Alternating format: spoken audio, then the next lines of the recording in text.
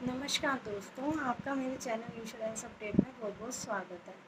तो आज का जो मेरा टॉपिक है वो है आईडीवी। आज की वीडियो में मैं आपको ये बताऊंगी आईडीवी क्या होती है, कैसे कैलकुलेट की जाती है। तो चलिए चलते हैं वीडियो की ओर। सबसे पहले तो दोस्तों मैं ये बताना चाहूँगी, जब भी हम पॉलिसी कराते हैं किसी एजेंट से तो सबसे पहले हम उनसे यही क्वेश्चन करते हैं कि हमारी गाड़ी की भाई वैल्यू क्या लगाई है।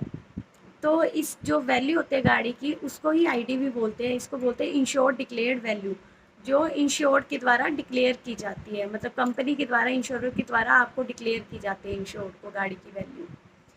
तो इसमें जैसे जब भी हम नई गाड़ी लेते हैं, सबसे पहले तो मैं उसके बारे में बताना चाहूँगी। तो उसकी आईडीवी कैसे कैलकुलेट करते हैं।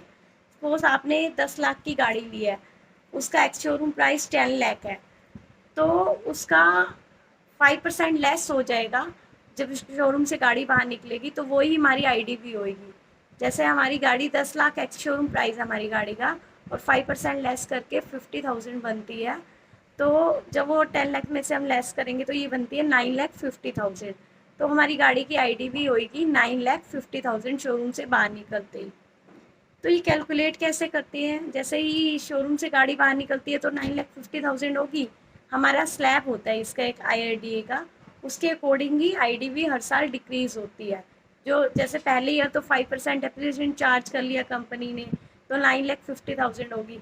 अब सेकेंड ईयर जो मतलब जैसे अप टू 6 मंथ तो होएगी हमारी चार्ज 5%, 6 मंथ से 1 ईयर हमारी 15%, 1 ईयर से 2 ईयर 20%, 2 ईयर से 3 ईयर 30%, 3 ईयर से 4th ईयर 40%, और 4th ईयर से 5th ईयर 50%।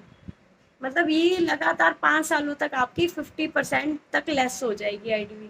सपोज आपने गाड़ी 10 लाख की ली है, तो हर साल डिक्रीज होते होते इसकी आईडीवी जो वैल्यू है वो आधी रह जाएगी। और 5 सालों के बाद जो ये आईडीवी आप पूछेंगे कि 5 ईयर्स के बाद कैसे कैलकुलेट करते हैं।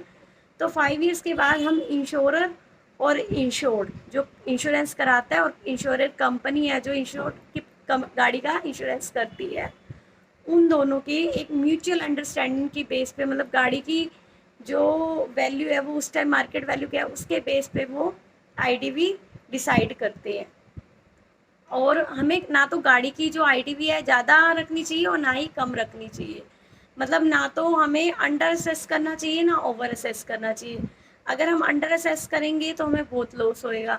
वो कैसे होएगा, जब भी हमारी गाड़ी टोटल लॉस होती है, मतलब जिस भी केस में हमारी गाड़ी जब भी डैमेज हो जाती है पूरी तरह से, मतलब हम उसको रिपेयर नहीं कर सकते, तो सर्वेयर उस गाड़ी को टोटल लॉस कर देता है। और जो इंश्योरेंस पर्सन होता है, इंश्योर्ड पर्सन जिसने गाड़ी इंश्योरेंस लिया हुआ है, उसको उस बेस पे पैसा मिलता है टोटल लॉस के क्लेम केस में।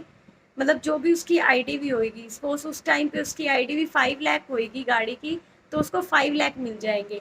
और अगर आप अपनी आईडीवी कम रख देते हैं 5 ईयर्स के बाद, मतलब 5 ईयर्स तक तो स्लैब के अकॉर्डिंग चलेगी आईडीवी और लेनी भी उसके अकॉर्डिंग ही चाहिए, और आप बहुत कम रख देते हैं आईडीवी प्रीमियम कम करने के लिए, तो क्या होगा, आपको लॉस होएगा। भगवान ना करे आपकी गाड़ी टोटल लॉस हो जाती है तो आपको उसकी कम वैल्यू मिलेगी, मतलब लॉस जो कंपनसेट करेगी कंपनी, कम कवर मिलेगा। और अगर आप गाड़ी अंडर मतलब असेस कर देते हैं, किसी से अंडर असेस करवा देते हैं, मतलब स्लैब के अकॉर्डिंग नहीं चलते, या आफ्टर 5 ईयर भी बहुत ज़्यादा असेस करवा देते हैं, कई लोग कहते हैं ना हमारी आईडीवी ज़्यादा रख दो एजेंट को, तो क्या होता है उस टाइम में क्लेम डिक्लाइन भी हो सकता है आपका। क्योंकि जो जो भी सर्वेयर आएगा वो प्रीवियस इंश्योरेंस आपका चेक करेगा, प्रीवियस इंश्योरेंस पॉलिसी, और उसके बेस पे देखेगा कि आईडीवी आपने सही मतलब लेस की डिक्रीज सही करी हुई है। अगर नहीं करी, उसको कुछ भी होल जोल सा लगता है, तो आपका क्लेम भी डिक्लाइन कर सकता है। और वैसे भी वो इंश्योर्ड की जो उस टाइम पे डिक्लेयर वैल्यू होगी, मार्केट वैल्यू होगी, उसके अकॉर्डिंग ही आपका लॉस कंपनसेट करेगा, ना कि आप बहुत ज़्यादा आईडीवी रखवा लो उसके अकॉर्डिंग, नहीं, ऐसा नहीं करेगा वो। तो इसलिए ना तो आप अपनी आईडीवी बहुत ज़्यादा सेट करिए और ना ही अपनी आईडीवी बहुत कम सेट करिए। और कई लोगों के मन में ये क्वेश्चन भी होगा, जो हमारे सोल्जर्स भाई हैं या जो भी आर्मी ऑफिसर्स हैं, कि उनको तो रिबेट मिलता है जब भी वो गाड़ी लेने जाते हैं, तो आईडीवी उनके लिए भी सेम रहेगी। उनको जो रिबेट मिलेगा सीएसटी के अंडर, वो उनको टैक्सेशन में मिलेगा। लेकिन जो आईडीवी वैल्यू है वो उनकी भी कैलकुलेट इसी तरह से ही होएगी कि एक्स शोरूम का 5% लेस फिर 15% लेस, फिर अगले साल 20% लेस, फिर उससे अगले साल 30%, फिर 40% और लास्ट में 5th ईयर में, 4th से 5th ईयर में 50%।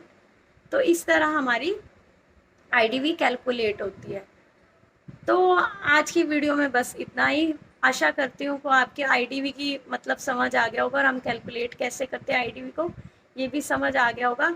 और जब भी हमारी गाड़ी टोटल लॉस होती है उस केस में आईडीवी का बहुत बड़ा रोल होता है, तो इसलिए आपको आईडीवी को समझना बहुत ज़रूरी है। तो थैंक यू। मेरी वीडियो को लाइक करें, सब्सक्राइब करें, ज़्यादा से ज़्यादा शेयर करें। थैंक्स।